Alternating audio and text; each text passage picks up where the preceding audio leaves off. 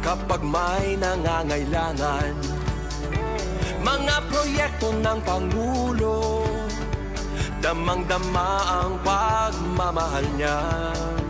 Tulay ng mga hinaing, ang problema ng bayan ating lulutasin. Tulay sa himpapawid, tulay ng pagbabago. Radyo Pilipinas, radyo publiko ng bagong Pilipinas. Radyo publiko, Radyo Pilipinas, radyo publiko ng bagong Pilipino. Mga proyekto ng Pangulo, damang-dama ang pagmamahal niya. Radyo Pilipinas, radyo publiko, ang boses ng Pangulo.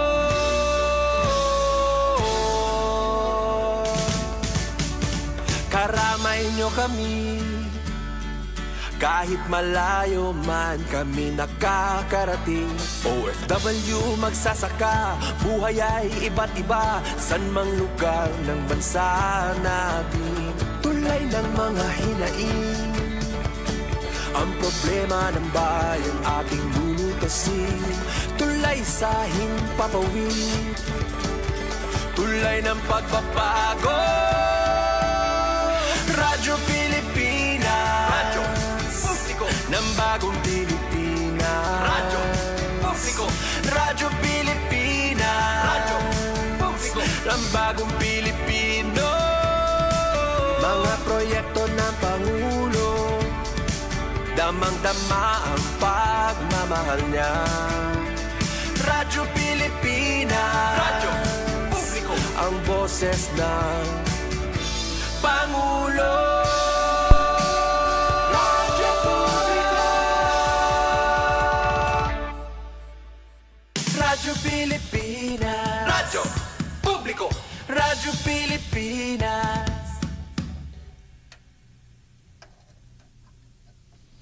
Oras naton 4 minutos naglabay sa alas 4. Maupi naman nga kulop sa iyong tanan. Kumusta na kamo? Welcome din sa naton programa ang billboard sa Radio Pilipinas Kalbayog para yan ang adlaw sa Lunes, pizza 24 sa bulan sa Febrero tuig 2025. May dahita giging guest yan naton na guest ang hepe sa Maritime Police Station din sa siyudad San Kalbayog. Good afternoon, Police Captain. Si Police Captain Reno Lumahan Akangan, Station Chief sa Western Samar Maritime Police Station, Port Area, Barangay Agititan, Kalbayog City. So, una, para sa kaniyang greetings, tayo, Police Captain, waray-waray o Tagalog? Waray-waray, oo. Una na, para sa nimo greetings, imo pag-greet sa naton mga listeners din hit sa DYOG Radio Pilipinas Kalbayog. Okay na po sa atong tanan, labinan mga parapamatisan Radio Pilipinas. In behalf sa Regional Maritime Unit 8, sa Pangulo sa namon Regional Chief, si Police Colonel Jose Payos. Ako ngayon si Police Captain Reno Lumanakangan, ang current Station Chief sa Western Samar Maritime Police Station po, sir. Okay, naka-live kita yan na sa Facebook. Nga sugad man para sa tunong irang mga radio, may nagamit sa nira radio sets sa mga island towns, sa mga kaburubaryuhan. Nababatian kita yan na live stream nga sukod man sa ira-ira tagsa-tagsa nga mga radio set gamit ang nira battery sa mga kaigrayuan nga mga barangay. So noron yan ma-upload luwat kita sa YouTube. So Captain, nano ang mga program yan na nano itong mga naihatag nga tambulig na aayop nga tambulig dida sa imo opisina sa Port Area, Barangay Agititan sa Maritime Police. Sir, una-unan, ako na ipapakilalan PNP Maritime Group kasi kalimitan sa komunidad, ang Maritime Group is, kala nila is Marines or kaya Coast Guard. Ang trabaho sa PNP Maritime is, ang amon bandit is to ensure public safety and internal security over territorial waters ng Pilipinas, including port of entry and exit. And ano sa naman ng mga kalimitan naman ng mga tasking is more on environmental cases, crimes, sugad sa illegal fishing, mga mining, mga kalimitan namon trabaho, sir.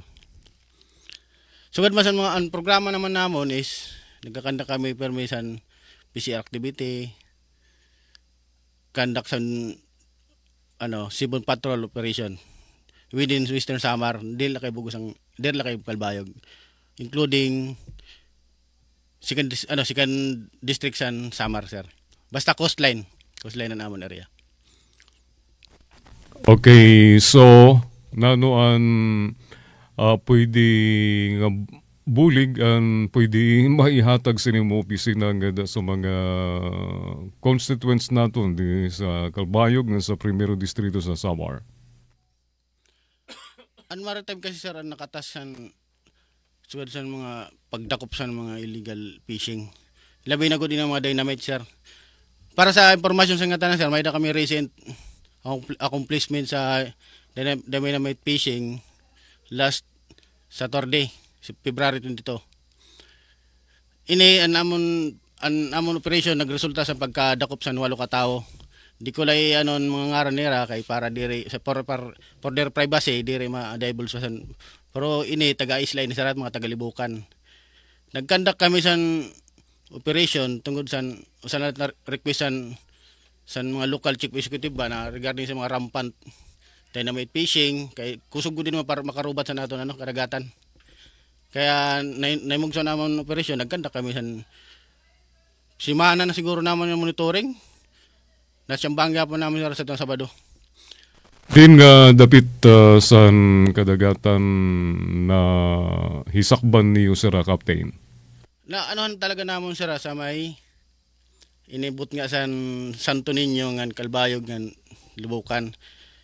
Pag apikin namon, nagkamayada kasi parang paplanatay ba?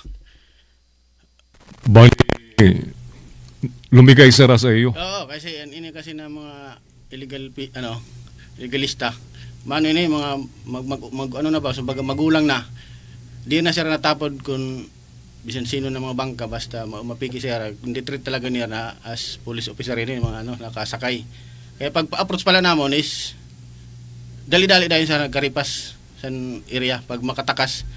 Tungod siguro sa mas guti amon sa rakyan, tas damo siya sakay sa era bangka, nalanat namon na corner namon. Kaya namon yung gamit na bangka is may usa kami na dako. Asya nakapag-maneuver sa era, nakapag-corner sa era, sir. Nakaitsa na sira sa dinamita? Oo, sir, nakaitsa na, sir. Nakita na gud mismo namon, nakaitsa na, sir. Kay di man pwede kung ano mon tao, kung wari talaga wari pa sira sala. Itong talaga pag namon, nakaitsa na, sir, nakabati na talaga kami. Kaya nga ni pag apiki pala namon, kaya naman madalagan sila kung di sila mga tagsini. Diri guilty. Kaya dumalagan. Pero san pag-operate namon, nadakpan namon sir, nakuhaan namon sir positive. Na anong klaseng dinamita? Yan sa botelya, sir, ang botelya. So, may da pa sir, pero pakabugos nira nakaandam, nakatimos nga garamiton unta pero pakabutilya. May duwa kami, sir, sa amon sa inventory naman, sir. May duwa kami na nakuha sa era present sa era bangka. Sir. Okay. So first time ba ining imo confiscation police captain sa since ma-assign ka din sa pagin hindi rin chief first time, sa sir, kasi last Kalbayog. Last year may dalat kami 2 accomplishment para sa Badil. Although ang naging accomplishment naman dito sa may Tarangnan, sa may Katbalugan Barya area. Yan ala din sa Calbayog. Way back 2020 luat may dak accomplishment sa may Napalisan naman. Ini kasi base ila tinisan namon haraw-harang pangdadsan si Alliance tsaka ni Mayor Munmun kasi siya man ang president san inhangyo talaga niya na kung pwede madakop ini ng mga illegalista labi ng mga nagdidinamita. Kasi may insidente na nahinabo na may foreigner na nagdadive baser harayo. Pero harayo gan ang pag-itsa sa Badil tungod san kun san sa buki sa kon kasi sa sulod sa dagat kasi times 10 kasi an kon san kakusog san kuan ba san tunog. Kaya may video na bungulan ini na tawo. Kaya may na talaga inamong ginminanmanan niya na mo na tsambahan, nadakpan.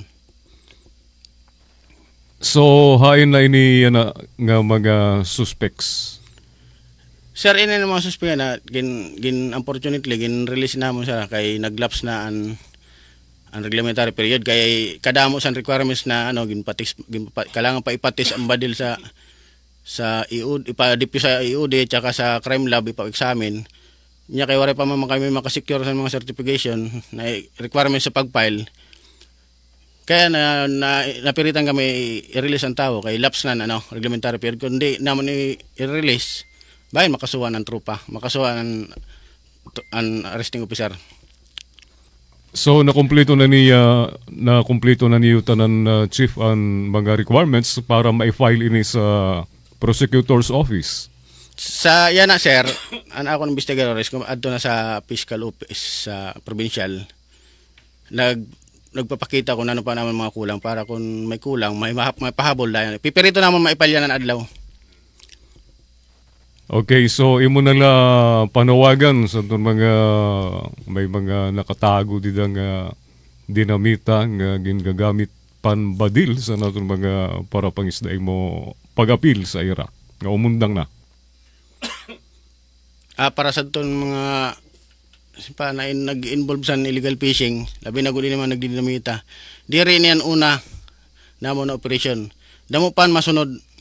Kung ako sa iyo umundang nakam para natanang kasi makatagamtan sa mas maupay maprotekta nato na naton kadagatan para sa naton mga anak, mga future generation. San mga tao man liwat nangangaro kami sa iyo hangyo ba sa bulig kay dir namon kaya ini. Sungod sang kadako san area namon area of operation, pera la akong personnel. Nang hangyo kami sa iyo kung may dakong impormasyon na matungod sa mga illegalista, pwede kami sa amon tumawag o mag-text. Sa amon Facebook, sa Western Samar Marpsta, sa amon hotline, may hotline, atin natin, ang hotline namon, pwede kami tumawag, ititreat namon na confidential lang na iyo, impormasyon. Wala po. So, pwede ka ba, Chief, maghatag number para sa mga sumbong o magtitip sa iyo sa mga illegal nga mga ginihimo sa sining aton mga illegalista sa kadagatan?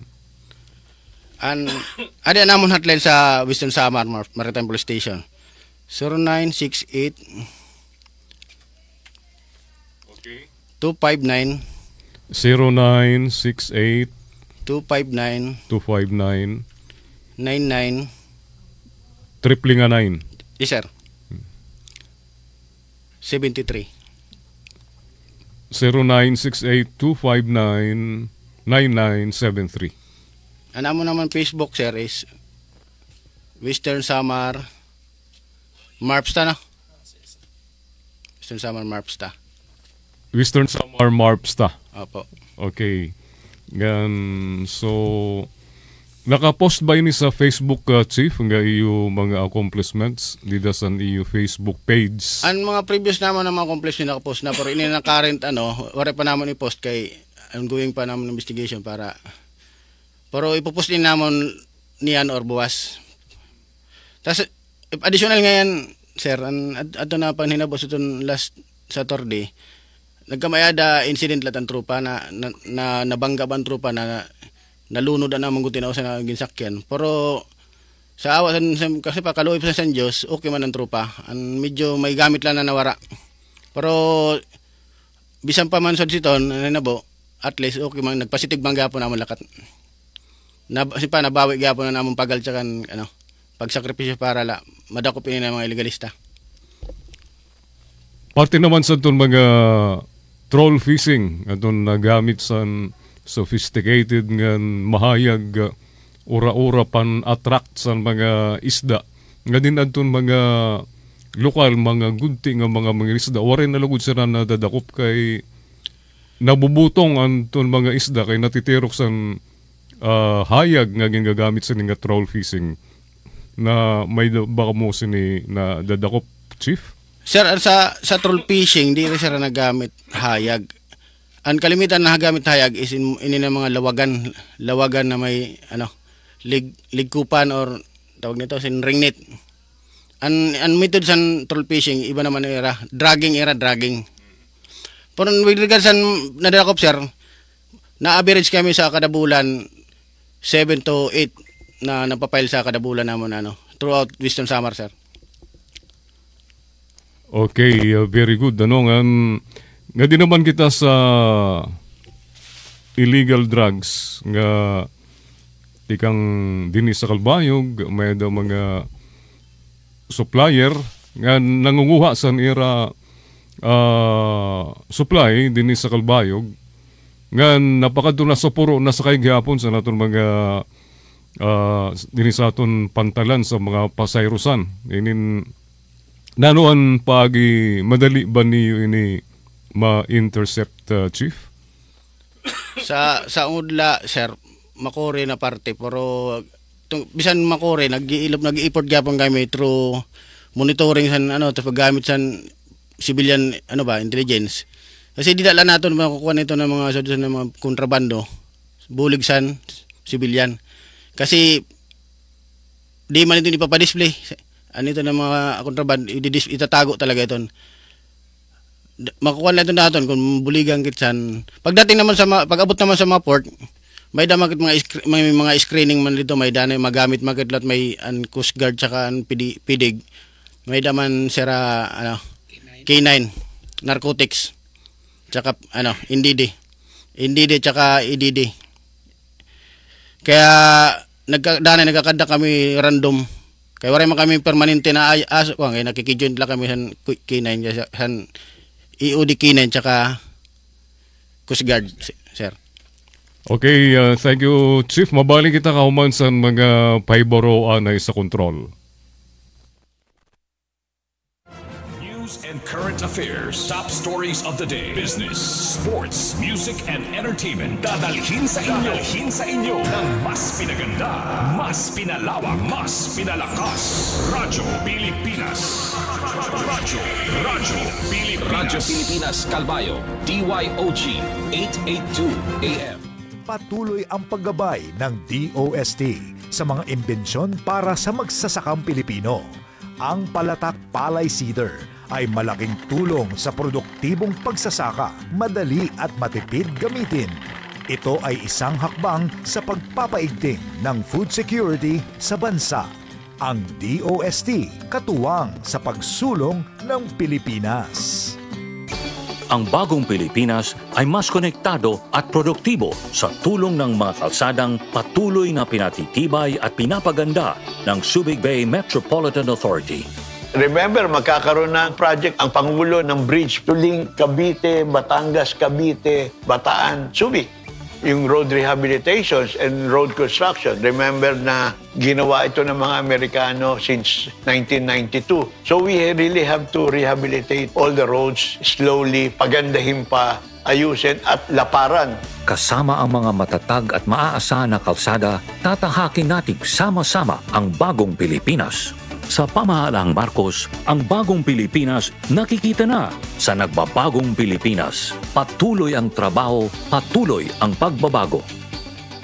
Kalusugan ang pinakamahalagang yaman at ano pa man ang estado sa lipunan, bawat isa pangangalagaan, walang maiiwan dahil sa bagong Pilipinas, bawat buhay mahalaga. Bukod sa pagpapaunlad at pagpapalakas ng healthcare system ng bansa, ipinagmamalaki rin ang kagawaran ng pagkilala sa Pilipinas sa buong mundo sa kontribusyon nito sa pandaigdigang kalusugan. Ang kalusugan ay hindi lamang isang serbisyo, ito'y isang karapatan ng bawat Pilipino, bawat komunidad at bawat health worker sa mas ligtas, mas masaya at mas malusog na buhay. Pinalakas sa ilalim ng pamamahala ni Pangulong Ferdinand R. Marcos Jr. ang Basing Support System Project sa West Philippine Sea. Sa bagong Pilipinas, kinumpleto na ang konstruksyon ng hangar at watchtower sa Pag-asa Island, simbolo ng aktibong presensya ng Pilipinas sa West Philippine Sea. We are on the front line of international efforts to preserve, defend, and uphold the rules-based international order. Dekada-dekada man ang hinintay, sa panahon ni Pangulong Ferdinand R. Marcos Jr., tuloy na ang Cebu Bus Rapid Transit System na siyang kauna-unahan sa Pilipinas. It involved a great deal of very meticulous planning to get it absolutely correct, and I think that they have done a good job, and that is why we are here today. Inaasahang nasa 100 at 60,000 pasahero ang maseserbisyohan oras sa matapos samuo ang proyekto. Sa bagong Pilipinas, ang biyahe ng bawat Pilipino ay mabilis, maginhawa at ligtas. Alright, oras natin, nahinga na sa 23 minutos. Ang naglabay sa alas 4, padayon kita sa natin programa Billboard, di natin guest, ang Maritime Police, din sa Calbayog, Western Samar Maritime Police Station sa Port Area, Agititan, Calbayog City. Yan, adin naman si Police Officer Vince Arnold Guyana. Mag-explikar parte sa ira PCR works. Okay. Pangalan ko, my name po is Patrolman Vince Arnold San Joaquin Guyana. I'm from Western Samar Maritime Police Station, PCR assistant, PCR po. Ayan po. Yung mga activities sa PCR dito sa Maritime Office. Okay po. Ang mga activities po namin sa PCR, mga ginagawa po is, meron po kaming tinatawag na School in a Boat. So nagtuturo po kami ng mga out of school youth. Every Sabado po ginagawa namin doon sa aming station is meron po kaming 12 weeks na nagtuturo sa kanila, and after nun, mag-graduate din po sila. And other activities po, mga nagtuturo din pa ko kami sa mga interns ng San George ba yun? San Jorge. Yun po. Nagtuturo kami ng mga interns ko. So kahapon lang po yung activity namin is nagturo po kami, kasama ko po si Patrolman Ulitin and Patrolman si Mendoza and Patrolman Regaspi. So nagturo po kami ng wasar. So tinuruan po namin sila ng about sa unang-una yung pang mile swim. So nagturo kami ng breaststroke and also life saving. Ayan. So nagturo kami kahapon. So madami silang natutunan. So may mga sunod pa po kaming tuturuan. Baka ang sunod po na interns na pupunta sa amin is mga taga NWSSU. So meron po ulit kami ng mga bagong estudyante. Lagi po kaming may mga doon, activity, and madami po silang natutunan. Ayun po. So, naglilibot ba kayo sa mga eskwelahan para gawin ito? No po. Sila po mismo nagko-coordinate sa amin, tapos kami. Parang internship po nila doon, diyan sa Maritime Police Station. Na diretso din po sila. Tapos after noon, sa tingin ko po, punta din sila sa Bureau of Fire. So kasama po ang Western Samar Maritime Police Station na nagtuturo sa mga students po. Okay, ano pa ang iba't ibang other PCR activities ninyo sa Maritime Police? Sure. Police Master Sergeant Sam Orbeso. Maupay na kulop sa aton nga tanan. Maupay nga kulop liwat kay Sergeant. maupay liwat nakulob sa Radyo Pilipinas.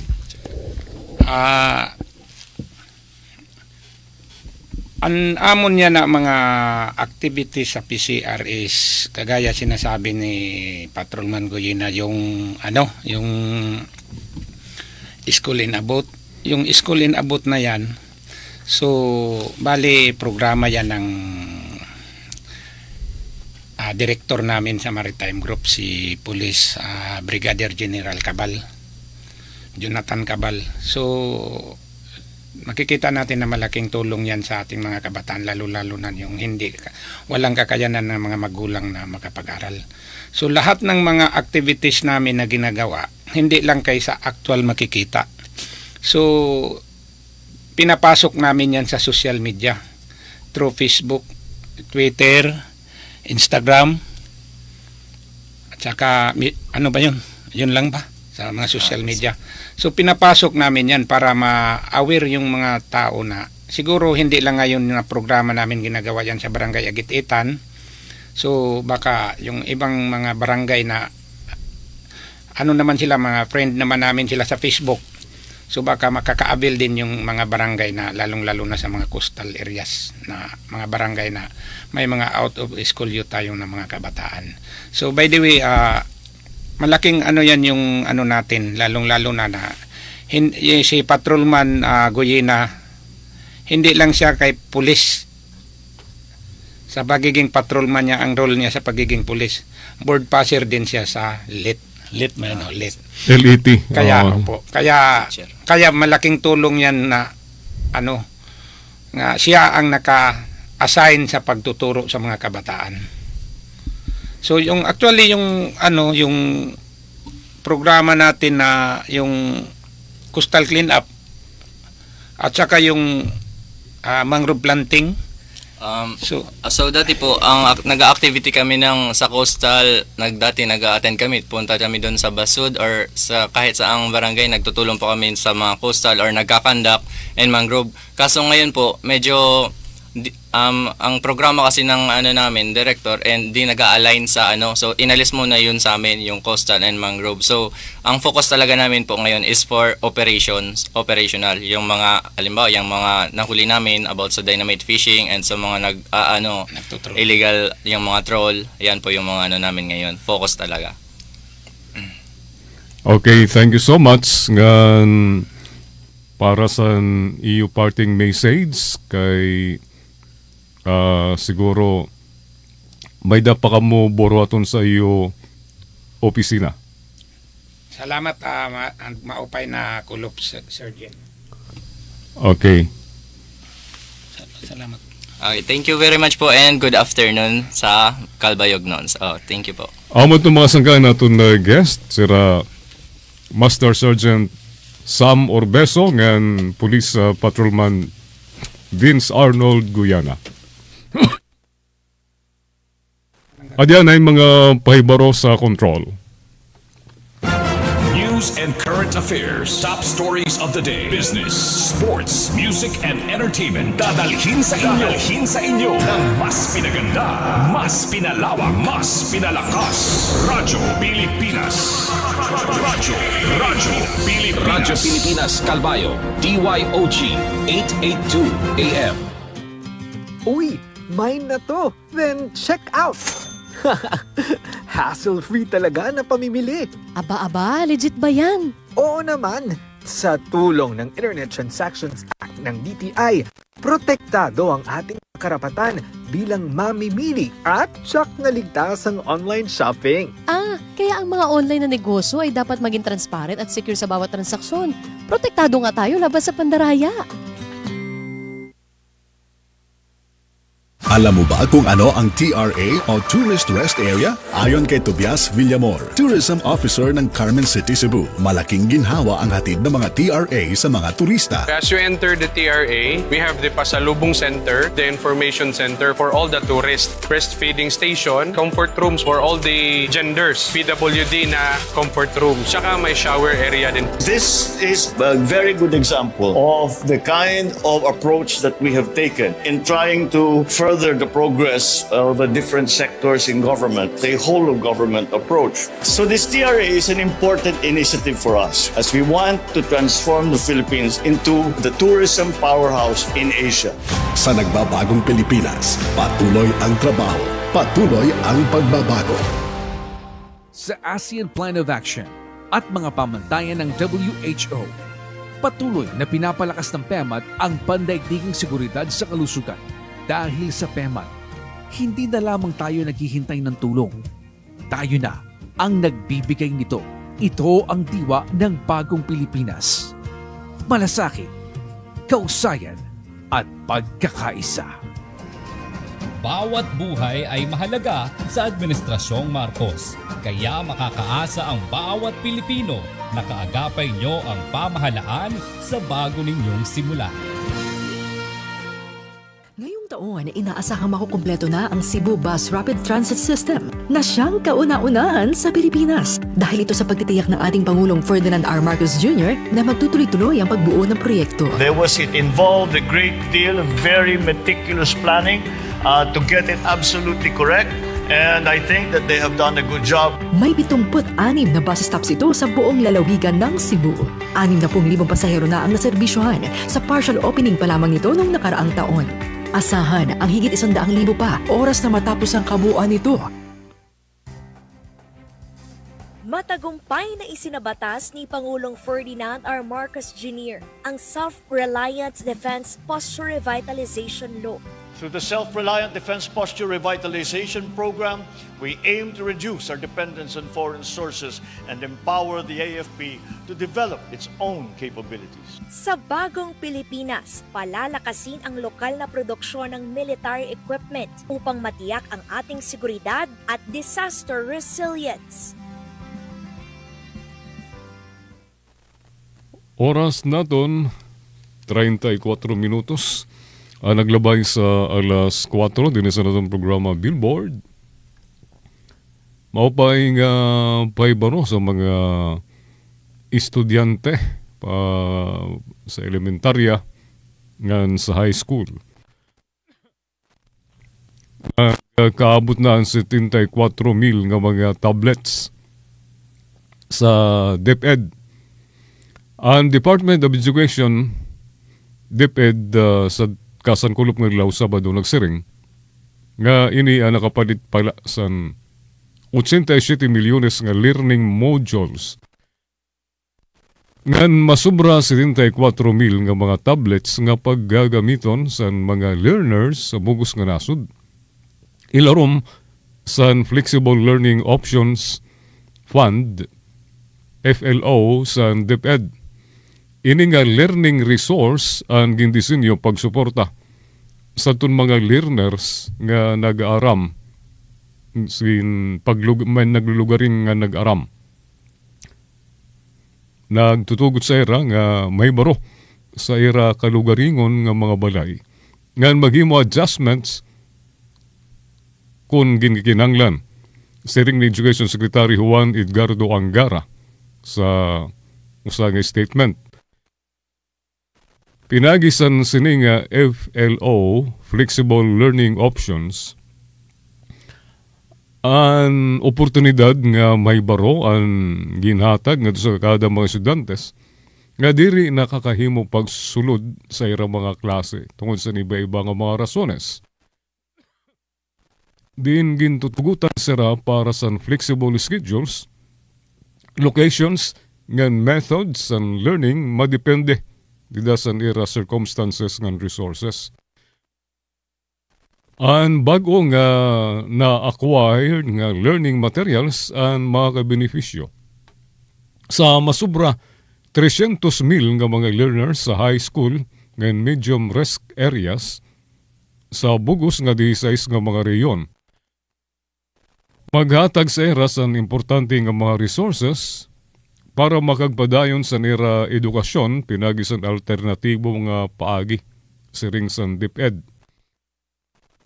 Ilarom sa sini nga FLO o Flexible Learning Options ang mga estudyante nga naka-enroll sa eskwelahan pero ada sa kadelikaduhan nga madrop o madrop out an pwede makatagamtam san tinatawag Alternative Delivery Modes ADM nga din mag-offer sa menu of alternative learning delivery approaches ng mga programa.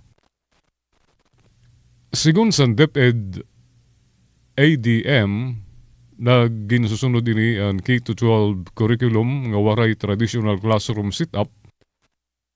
Nagtutugot sa mga estudyante nga may baro pinagisan modular distance learning online, distance learning, blended learning, open high school system, night high school, rural farm school, ngan homeschooling. Miskin adala sa era mga balay, pwede. Ang DepEd naghatag liwat, nag-offer liwat sa alternative learning system ALS. Ilarom sa FLO nga maghatag sa option para sa ton diri makahimo pag-atender nga makahuman sa nira formal education sa may eskwelahan. Ang DepEd nag-implementar sa duha nga panguna nga programa ilarom sa ALS nga mao ang basic literacy program nga continuing education program. Din ini nga duha mao ang pwede i-take kuwaon sa learner sa bisan miskin san-o nga panahon nga lugar depende sa nira availability. Ang pagpalit sa bago nga mga materyales para sa FLO ang kaparte sa kanan DepEd estratehiya. Temprano nga procurement activities nga nagtutuyo pag-expand sa access nga do sa edukasyon. Siring ni Secretary Angara, and I quote, "We made a commitment to fast-track learning resources and we are making good on that promise." EPA, ang masubra pa sa just a procurement strategy. Ini ano sa nga game changer paghimo para masigurado nga ang mga learner ang makabot anira maihan nga gininulat siring ni Angara. Oras na natin 39 minutos ang naglabay sa alas 4 din sa natin na programa Billboard sa DYOG Radio Pilipinas, Calbayog City. Si Pangulo Marcos ginhangyo magpatawag special session sa Senado para matikangan na ang impeachment ni BP Sara. Si Presidente Ferdinand R. Marcos Jr. ginanglan magpatawag na sa special congressional session agud ang impeachment proceedings kontra kan BP Sara Duterte ang magtikang na siring sa makabayan black lawmakers yan na agadlaw. Sa joint statement, an ACT Teachers Party List Congresswoman Franz Castro, Gabriela Party List Congresswoman Arlene Brosas, ngan Kabataan Party List Congressman Raul Manuel nagsiring ngan special session, ang magtutugot sa Senado nga mag-convene kumo impeachment court ang magpitad na dito sa proceedings miskin nakabreak. Sigun sa tulong ng lawmakers, ang kan Duterte Camp's legal maneuvers and filing sa petitions at ubagan sa Korte Suprema nga nagungara nga undangon ang impeachment should already prompt Marcos para ini ang makapugos na kan Pangulo Marcos nga magtawag sa special session. Sumala sini nga mga makabayan black representatives siraan makusog nga ahangyo kan Presidente Ferdinand Marcos Jr. nga kadagmitan magtawag sa special session sa Senado para makahimo sira pag-convene kumo impeachment court para sa Vice Presidente Sara Duterte para sa trial ni Vice President Sara Duterte. Ang legal maneuvers ang gin-employ sa Duterte camp para madilatar ng maulang an impeachment process naghimo sini nga panawagan nga mas importante pa. We cannot allow narrow political interests and electoral considerations to obstruct justice and constitutional processes. Sumalapasan sini nga mga kongresista sa Makabayan Bloc. 42 minutos naglabay sa alas 4 din sa naton programa Billboard sa DYOG Radio Pilipinas, Calbayog City. Ang kuri lang mga kasangkayan kay diri na alantad ang katindugan ni Senate President Chis Escudero sa July pa kauman sa State of the Nation's address ni Pangulo Ferdinand R. Marcos Jr. Kaya iya sini mga 5 katuig baga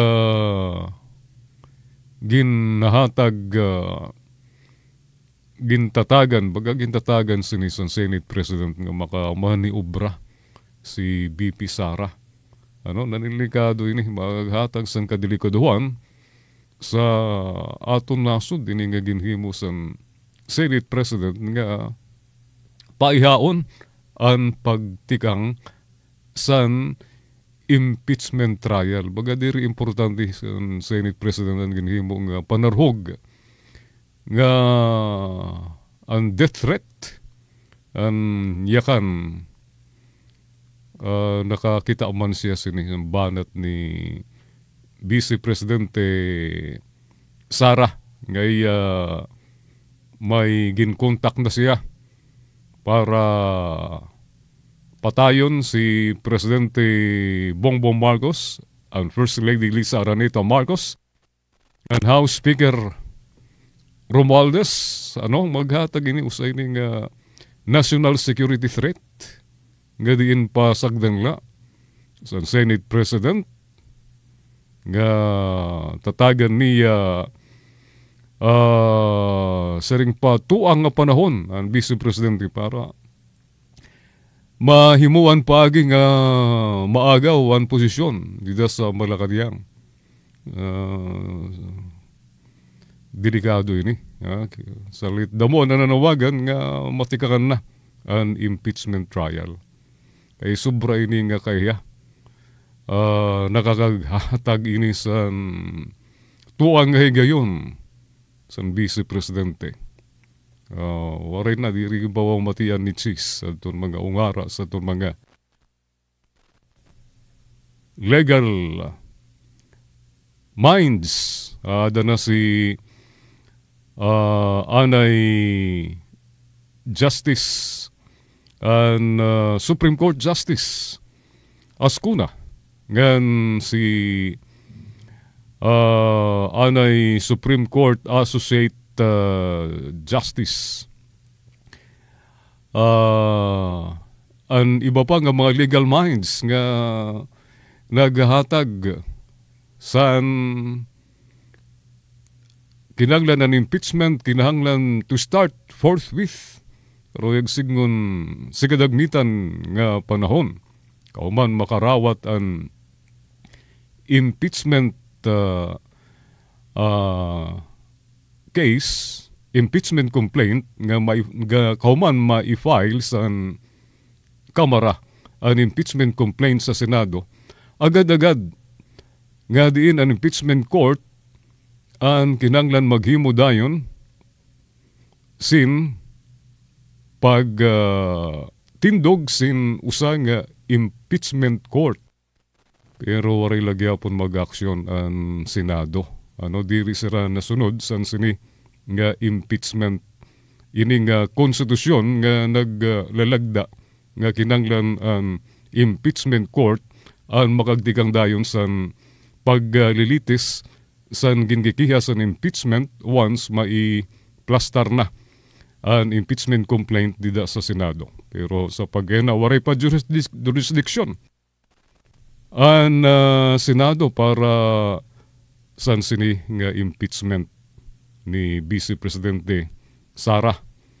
Tungod kay di pa ginaksyonan, waray pa pwede ini mateknikal sa sunod nga sa 20th Congress. Pwede ini questionon kay bawal sa naton batakan balaod nga magduwa ang impeachment sa usa katuig nagawas ini nga magduduha naman 19th Congress na i-file na ngan kung paabuton pa sa 20th Congress pwede dida magmuhang ngan mag-question ang bago naton nga mga pira nga senador nga mga mailihir nga kongresista nga questionon ini kay magduduaan naman sering pa ni Justice Ascuna diri pwede nga sering pa nga ni usang election lawyer si Attorney Makalintal nagsiring siya nga diri pwede nga aksyonan sa 20th Congress ang nahinabo ang mga napagdesisyonan dito sa 19th Congress. Diri ginpupugos waray katungod ang mga anada sa 20th Congress nga buhaton adton napag-usapan o naaksyonan sa 19th Congress. Oras naton 48 minutos naglabay sa alas 4 babalikit kahuman sa mga paibaro sa control. News and current affairs, top stories of the day, business, sports, music and entertainment. Dadalhin sa inyo ng mas pinaganda, mas pinalawak, mas pinalakas. Radyo Pilipinas. Radyo Pilipinas Calbayo, DYOG 882 AM. Madalas inaareya ng mga magsasaka ang mababang farm gate price ng palay. Pero sa Price Range Scheme o Pricers Program, mataas ang buying price ng NFA para mahikayat silang magbenta ng ani sa pamahalaan. Happy na ang magsasaka, nakatulong pa sila sa food security ng bansa. Kaagapay ang NFA sa pagtiyak na may pagkain sa bawat hapag sa oras ng sakuna. Ang DOLE Integrated Livelihood Program ay livelihood undertaking para sa mga individual na gustong magsimula ng negosyo. Isa ang Bicolanong si Jonathan Enzano sa nakatanggap ng livelihood kit para masimula ng negosyo sa wood carving. Binigyan po ko ng router, circular. Ito po, itong compressor, napakahalaga po nang binigay sa akin. Itong mga meter, so itong mga L-square. Lahat po. Sinisiguro ng DOLE sa pangunguna ni Kalihim Bienvenido Laguesma na mapatupad sa pamamagitan ng livelihood program ang aspirasyon ni Pangulong Bongbong Marcos. Kasama sa bahagi ng layunin o aspirasyon ng ating Pangulong Ferdinand R. Marcos Jr. ay yung mabawasan yung incidence ng kahirapan, reduction of poverty incidence ng single digit. At pwedeng mangyari yan sa pamamagitan ng pagpapalakas ng employment, pagbibigay ng higit na kasanayan, kaalaman, para matulungan silang makakita ng trabaho. At sana trabaho sa ating sariling bayan. Ang DOLE Integrated Livelihood Program ay livelihood undertaking para sa mga individual na gustong magsimula ng negosyo. Isa ang Bicolanong si Jonathan Enzano sa nakatanggap ng livelihood kit para masimula ng negosyo sa wood carving. Binigyan po ko ng router, circular. Ito po, itong compressor, napakahalaga po nang binigay sa akin. Itong mga meter, so itong mga L-square. Lahat po. Sinisiguro ng DOLE sa pangunguna ni Kalihim Bienvenido Laguesma na mapatupad sa pamamagitan ng livelihood program ang aspirasyon ni Pangulong Bongbong Marcos. Kasama sa bahagi ng layunin o aspirasyon ng ating Pangulong Ferdinand R. Marcos Jr. ay yung mabawasan yung incidence ng kahirapan, reduction of poverty incidence ng single digit. At pwedeng mangyari yan sa pamamagitan ng pagpapalakas ng employment, pagbibigay ng higit na kasanayan, kaalaman, para matulungan silang makakita ng trabaho. At sana trabaho sa ating sariling bayan.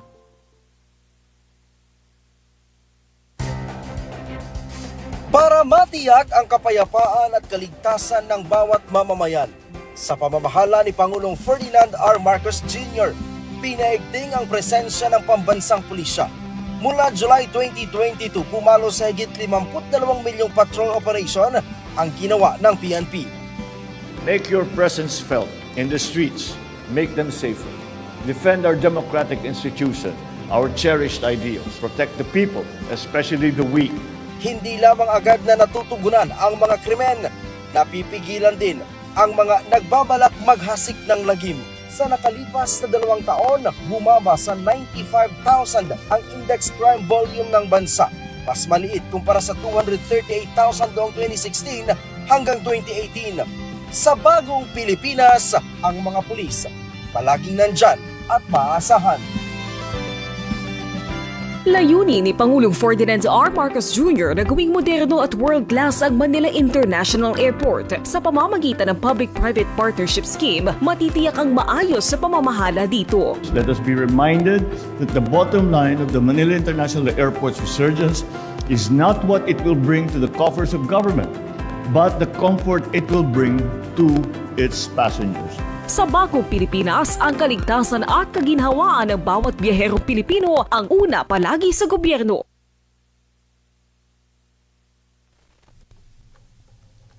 Siyete minutos na lang antes mag-alas 5.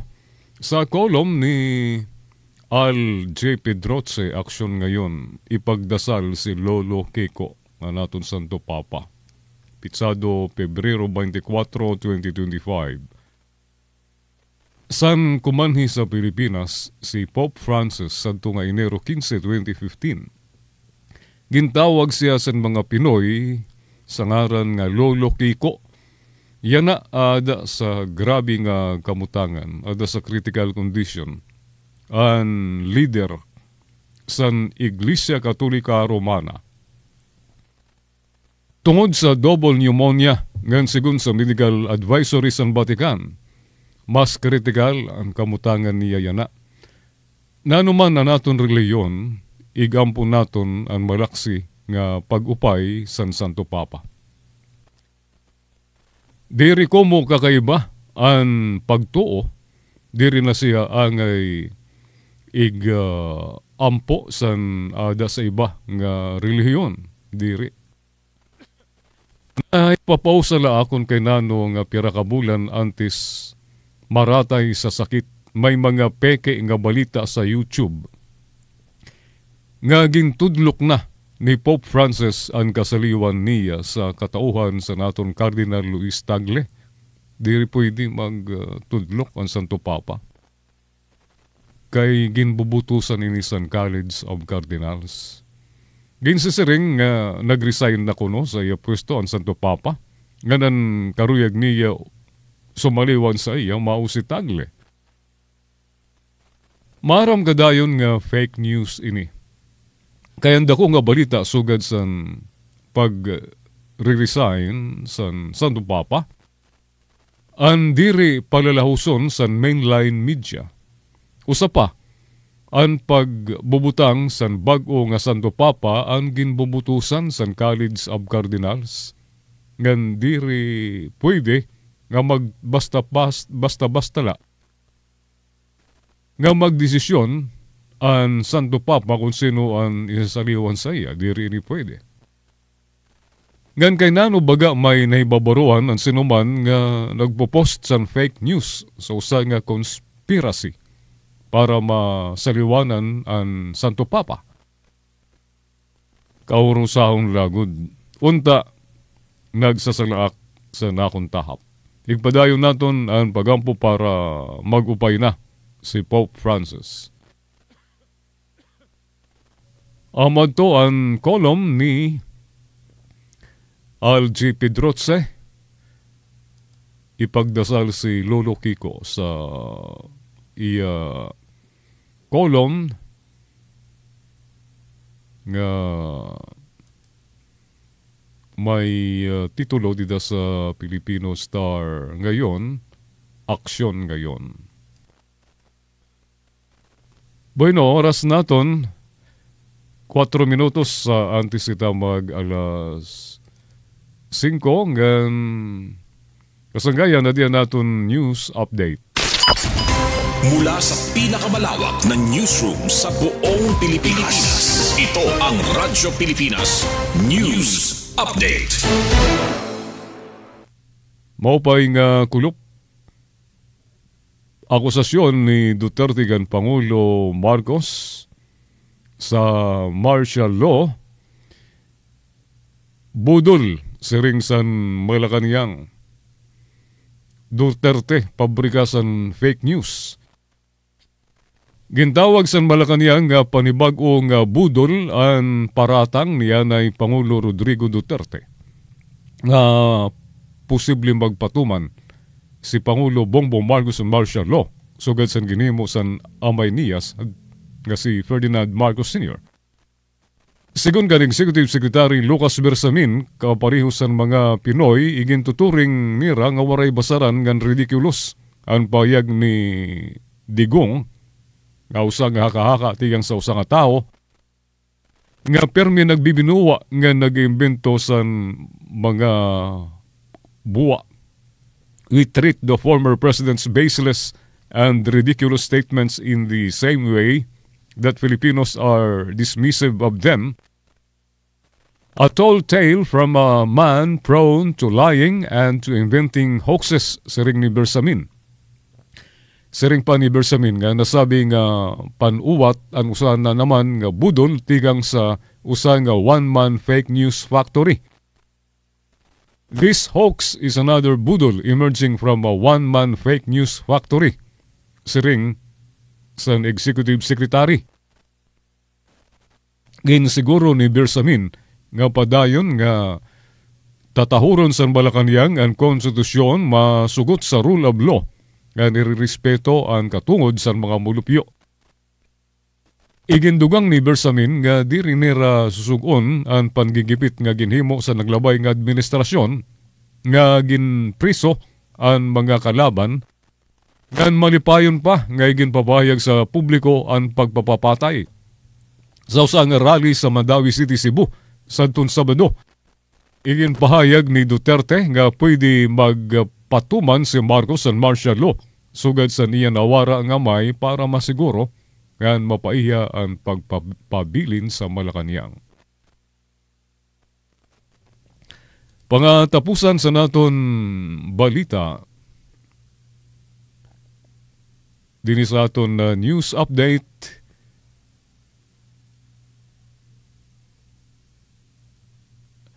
ang bombero sa Pilipinas umangat sa top 14. Umangat na sa pan-ika-14 nga pwesto aton ang bombero ng Pilipinas sa ginhimo nga survey sa usa nga market research company para sa 2025 pre-election preferential survey. Nga sa iba pa nga balita, driver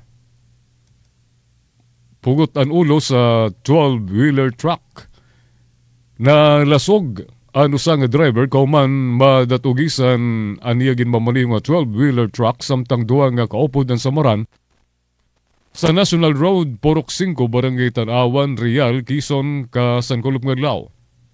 Dagmit na matay ang biktima nga si Roberto Domingo, 55 anyos, may asawa sa Rodriguez Rizal, samtang bagya nga nasamdan ang co-driver nga si alias Jose, 46 ngan painante nga si Eli, 27 anyos ulitao. Alas 2:45 sa Kulop samtang ginmamaniho ni Domingo ang 12-wheeler truck nga kargado sa baras ngan graba.